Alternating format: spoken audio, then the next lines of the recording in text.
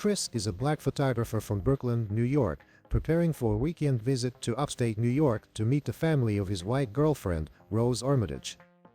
Hesitant, he asks Rose if her family knows about their interracial relationship, but she assures him that they are not racist. While there, Rose's brother Jeremy and their parents, neurosurgeon Dean and hypnotherapist Missy, make disconcerting comments about black people, and Chris witnesses strange behavior from the estate's black housekeeper Georgina and black groundskeeper Walter.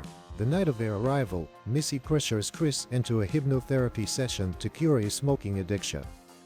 While in a trance, he confesses that his mother was killed in a hit-and-run when he was a child and that he feels responsible for her death as he waited too long to call for help.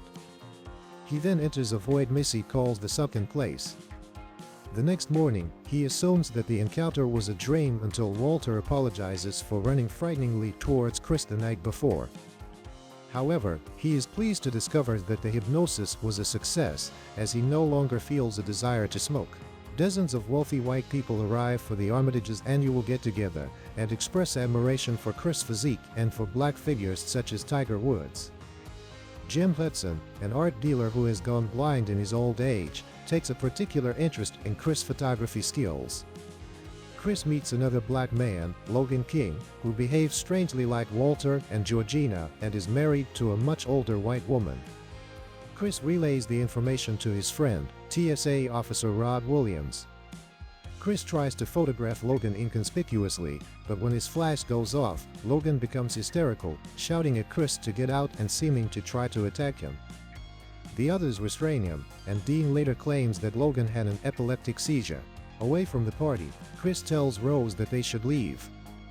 Meanwhile, the party guests hold a silent auction, disguised as a game of bingo. Jim makes the winning bid, with Chris as the prize. Later that night, Chris sends the photo of Logan to Rod, who recognizes Logan as Andre Hayworth, a missing man from Brooklyn who is also an old friend of Chris and Rod. Suspecting a conspiracy, Rod tries to tell the police, but his claims are dismissed. While Chris packs to leave, he finds photos of Rose and prior relationships with several black partners, including Walter and Georgina, contradicting her earlier claim that Chris is the first black person she has dated. He tries to leave the house, but Rose and her family lock him in. Chris attacks Jeremy, but Missy uses a trigger that she implanted during his hypnosis, knocking him out and briefly sending him to the sunken place. Chris awakens strapped to a chair in the basement.